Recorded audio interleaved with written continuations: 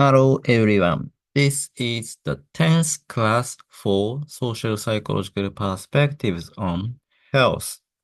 In the last two classes, I talked about how uh, other models understand stress. And then I talked about biomedical model, situational model, dispositional model, and the transactional model. And each model had some limitations. And then I talked about how social identity approach can be used to, in a sense, improve transactional model and better understand how we understand and cope with stresses. And then how those understanding can help us to better understand how people experience stress, like how much stress they may experience. Okay. And in particular, more specifically, social identity can influence how we understand stresses. So remember the transactional model, there are two phases. First one is primary appraisal, and the second one is secondary appraisal. So basically, in the primary appraisal, people tries to evaluate whether this is a threat to me or not. And in this appraisal, in this evaluation, depending on how people categorize themselves, they may have different understanding of a stressor, a potential stressor. So I talked about a study done by Levine and Rachel. And then also I talked about Hazram and other colleagues in 2006. Basically, they found that depending on how they define themselves as either bar staff or bomb dispositional officers, their understanding of how stressful each work could be were very different. Okay. And so there was also another study done by Hazram and his colleagues where yeah, basically their understanding was not only influenced by how they understand how they define themselves, but also how they may be influenced by others. So if information about the task was given from an in-group member, and then that information has more impact on how they understand or how they themselves evaluate a potential stressor compared to when information was provided by a member of another group, out group member.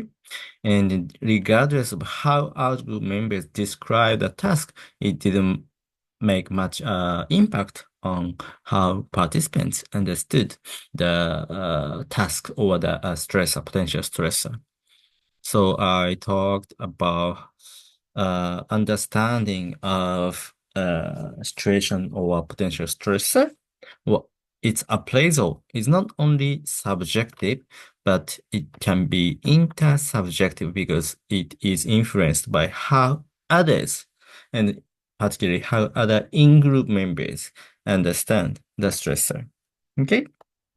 So that is basically how social identity affects our primary appraisal. And today I would like to talk about how social identity affects our secondary appraisal. Okay. Social identity is a basis for effective social support. So to just refresh your memory, secondary appraisal is the ability to cope with a given stressor. So in the transactional model, people try to process the current situation and ask a question like, can I cope with a threat? And then when they think about coping with a threat, they may prepare for the threat, or they may uh, avoid the threat, or they may deny the presence of threat.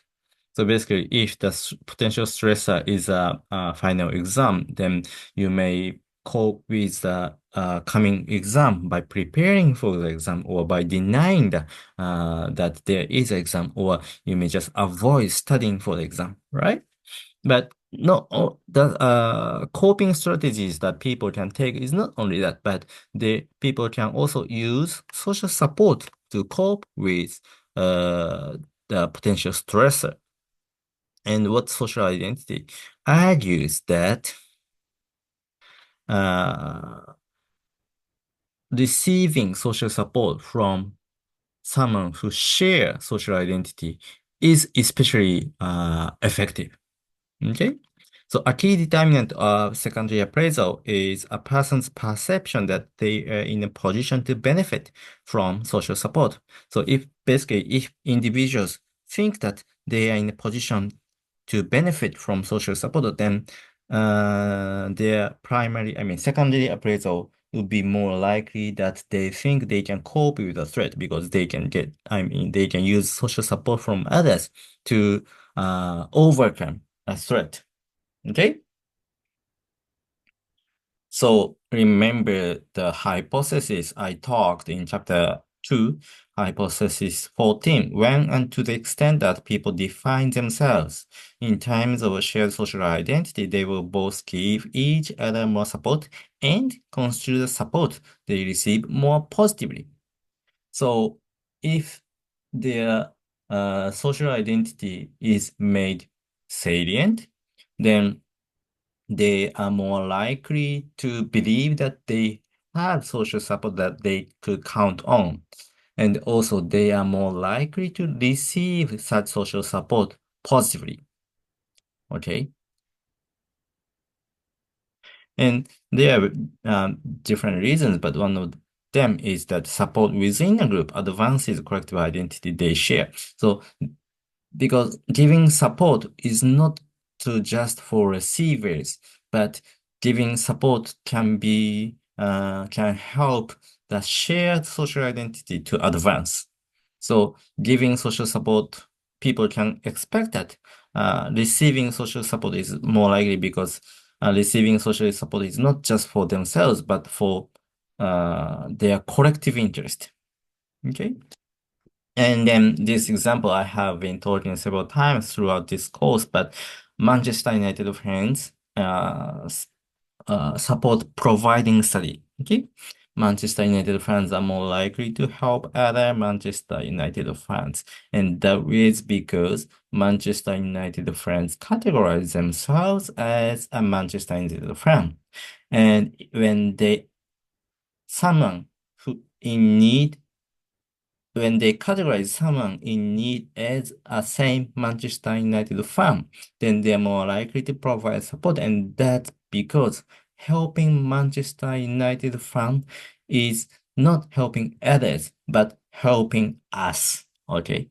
That's kind of the power of categorization that gives us or change the understanding of our environment.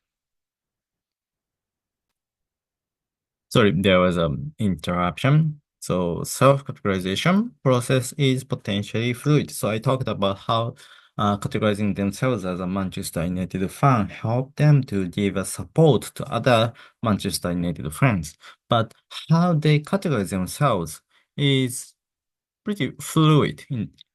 And so the way people define themselves can easily change. So, it's not really fixed depending on in which situation you are in. You use many different social identities to define yourself and navigate your behavior. For example, when you define yourself as a Hitotsubashi student, then you know you think yourself differently, and then you may use different behavior code to decide what you should do. But for example, if you work as a part-time worker, then your identity when working is different from the one you use as Hitotsubashi student, right? And then depending on what kind of industries or what kind of job you do as a part-time worker, the behavior code is very different, right? I think this is something you can easily understand. And the inclination to support others will change as one's social identity is redefined. So not only how you behave and how you understand yourself, but also it changes who you should help and then who you should seek support from whom you should seek support. And this is again the study done by Levine et al. And the one I have been talking many times, the Manchester United fans help giving study. So in study two, they asked participants that, they told participants that this study was about football fans in general, positive aspects of being a football fan. So basically, they tried to make their football fan identity salient, and especially by telling that researchers are interested in positive aspects of being a football fan. They motivate participants to categorize themselves as a football fan. And then a confederate who is helping the experiment and who wore a Manchester United shirt, Liverpool shirt, or plain shirt, tripped and fell in front of participants. Okay, so this is basically mm, pretty much similar as the one I have been talking several times. But in this case, we asked participants or we motivate participants to categorize themselves instead of Manchester United friend or Liverpool supporter, but as a football fan. Okay, and this is what they found, what the researchers found. So the upper panel here indicates what kind of shirt the Confederates wear. And then this indicates the behavior participants showed. Okay. And each number indicates the number of people who showed either of the behaviors in each condition. Okay.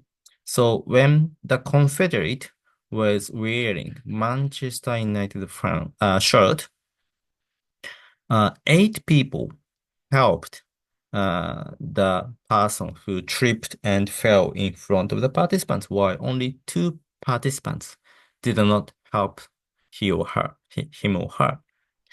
And when the Confederate wore plain T-shirt here, 7 participants did not help, while only 2 participants help him or her.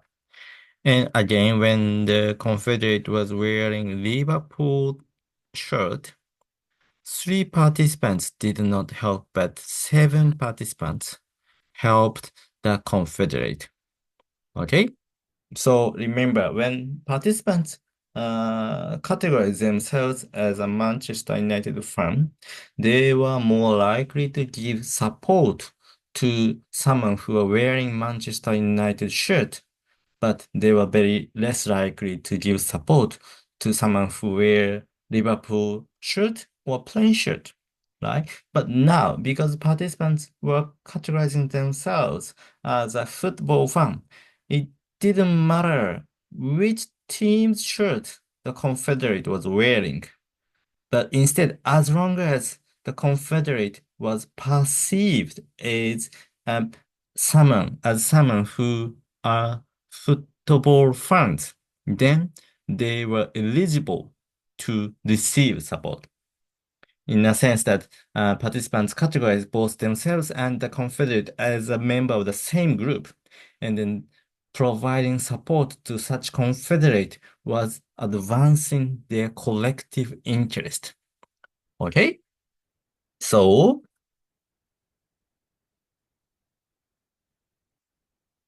making a football fan salient did not make participants being kind in general. So this means that, okay, so if participants were told that the research was interested in the positive aspects of being a football fan, then does it make if it makes participants being kind in general, then they should help the Confederate who wore a plain shirt as well, right? But it didn't the case.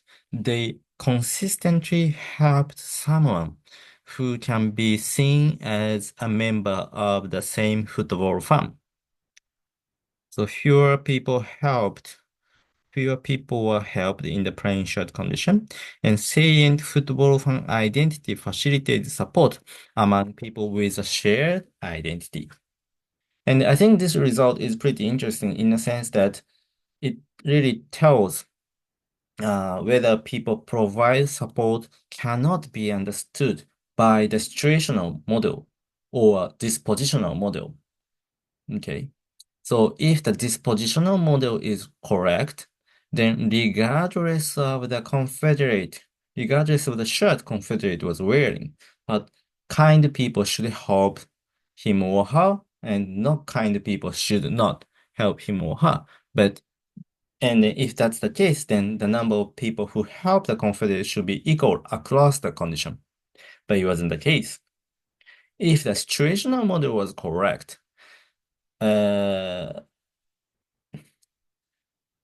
so basically, situational model indicates that whoever the person is, if something happened, then people should experience the situations similarly.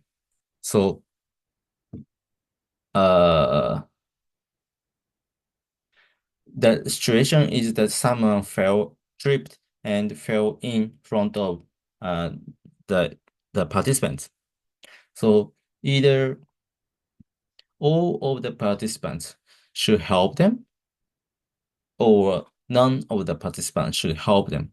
But there is clearly an individual differences, and participants was seem to respond to the situation when their shared identity with the someone who are in need shared same identity. Okay, so this kind of tells again that the social identity approach is really helpful to understand how people may respond to the immediate context. And social support is a mediator between social identification and well-being. And this figure is created based on the study, based on the textbook.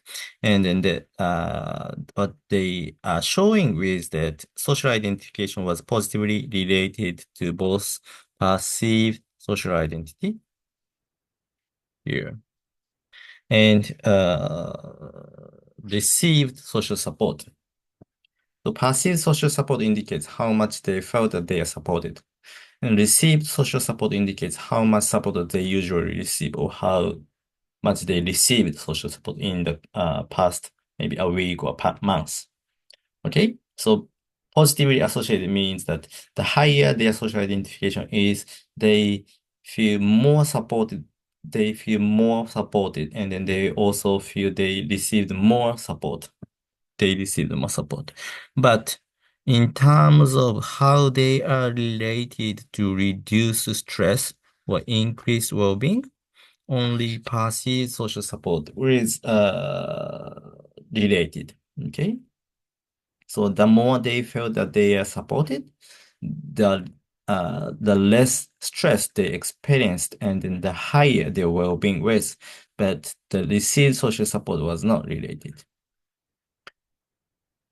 Okay.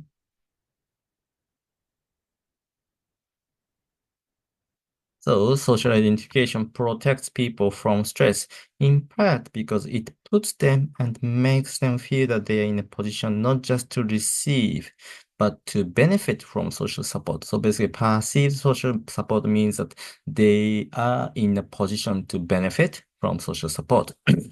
Not They are not only in a position to receive social support, but they are in a position to benefit from social support, and that's important for their well-being. And stress among participants recovering from heart surgery in an Oslo clinic. So this is another study done by Hazram, and then they studied participants who just had heart surgery in a hospital. Um, so for a sense of sharing social identity with their family and friends, this sense was positively related with the amount of support they perceived themselves as receiving while in hospital. So this is not the actual amount they receive support, but the amount they felt that they are receiving social support. So, this is a bit could be ambiguous, but basically what they are arguing is that this is more about the perceived social support rather than received support. And they found that this variable was positively related to life satisfaction in general and negatively related to stress, meaning that the more they felt that they are receiving social support, and the more they felt that they are supported by their friends and family, they felt less stress and they felt higher life satisfaction. And interestingly, this amount was not related to self-esteem or satisfaction with environment. And I think this indicates that having a lot of support doesn't make doesn't give rosy perception of the world. It just doesn't make everything look great. Okay, the environment in the hospital wasn't maybe could be very good. Well, of course, they are in a hospital, so they there should be several things that they cannot be satisfied.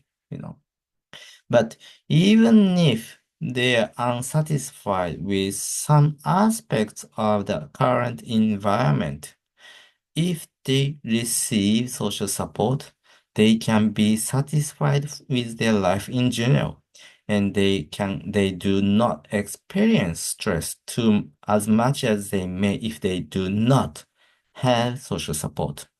Okay? I think it's interesting. I feel that it's interesting because social support does not provide unrealistic perception of the world, but it keeps the realistic perception of the world while increase or enhances life satisfaction. I think that's even better than providing unrealistically positive perception of the world.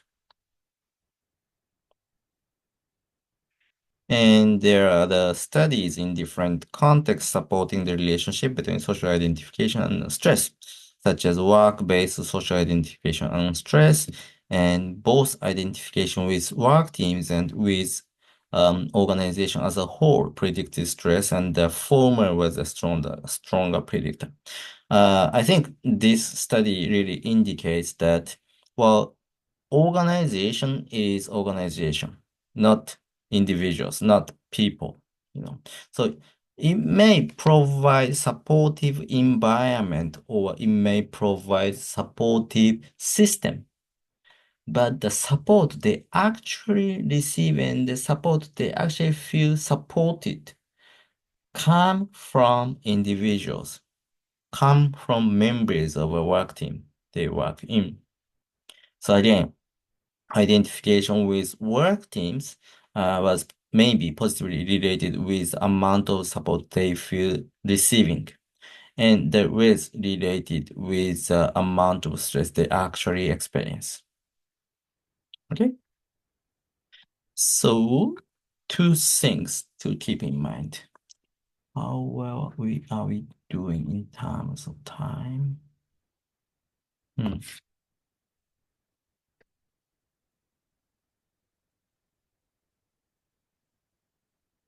Okay, let's go on a bit more. Two things to keep in mind. Social identification and social support are bi-directional. So, you know, when people highly identify with their group. They feel that they can benefit from social support. And also when they feel that they are benefiting from social support, their social identification should increase. So in this sense, both social identification affects the amount social support, the amount of passive social support, and the amount of passive social support should affect social identification. That means bidirectional. But still, social identity may come first, and this is because if they do not share social identity, or if they do not identify with a group, any social support they may receive would be perceived not as positively as it could be when they share social identity. Okay? So maybe if they receive a lot of social support and if they perceive it as positively, then their social identity will go up. But whether they actually perceive social support as positively pretty much depend on how much they identify and how much they share uh, social identity with others, with providers of social support. And providers and recipients of support do not always act in terms of the same social identity. So this is something I also have been talking, and then I think I was confused between Germans and British, but basically it was maybe Germans. So Germans may help Greeks as Europeans when there is a natural disaster or other, economic disasters. But Greeks receive the support as Greeks. So Greeks would be suspicious of the motives behind it. So Germans provide support because they categorize themselves and the Greeks as Europeans, and then providing support should help Europe to be better. But Greeks perceive themselves as Greeks, so they would be suspicious, like why Germans providing so much support to us. Maybe they have some hidden motives to provide support. Maybe they try to get advantage of us. So, and so when they act in terms of different social identities, support would not be as effective as it could be. And also, there are studies showing that there are clinical psychological studies showing that therapists who are seen to be honest, respectful, warm, interested, and open, these are called rapport or rapport relationship. And these therapists tend to achieve better therapeutic outcomes. And interestingly, these attributes are the ones people usually seen in group members. Okay, so those successful therapists are good at uh, creating the environment where clients can feel that uh, therapist is a member of the same group. So clients can feel that he or she is receiving support from same in-group members, and that would be help therapy outcomes better. Okay. So social identity can transform the experience of stress. So the upper part of the model is a traditional transactional model. So when the potential stressor comes in, and when people categorize themselves as an individual, then they may ask, is this a threat to me? And if they say yes, they would ask, can I cope with the threat? And if they say no, then they would experience high stress. But if they think that they can cope with the threat, yes, then they should experience low stress.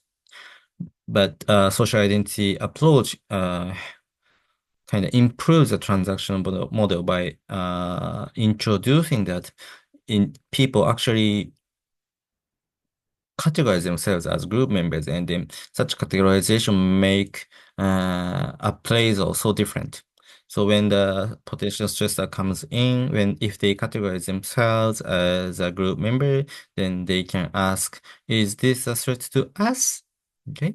And if they say yes, then they would ask, can we cope with the threat? But they can also ask, is there social support that I can benefit from? You know? And then because, by categorizing themselves as in-group members makes really social support salient and then looks more positively. So they are more likely to say yes, and then they are less more likely to experience the threat as something giving low stress. Okay. And they notice that the thickness of the arrows are different. So when they categorize themselves as individual, then they are less likely to say yes to the question, can I cope with the threat? Because they have they are less likely to receive good social support from others.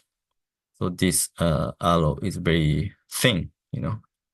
But when they categorize themselves as a group member, they are more likely to receive good support from their group members. So when they ask a question, can we cope with the threat? Then they are more likely to say yes. And thus they're less likely to experience too much stress. Okay?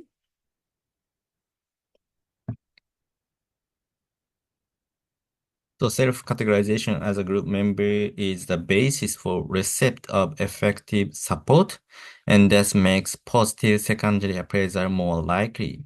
And this will do it on condition that a group is motivated to perceive stressful experience positively. So again, not belonging to any groups is beneficial. You have its benefit of belonging to groups is more likely if you belong to positive or good groups. Okay. So there are conditions that groups help you to feel less stress, and then there are conditions that you may get social support. But as long as you belong to good, positive groups, the likelihood that you may experience less stress is much higher compared to when you categorize yourself as an individual. Okay.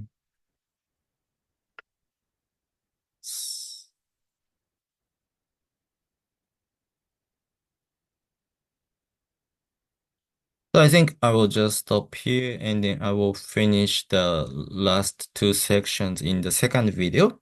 And then I think I will start working on chapter 8.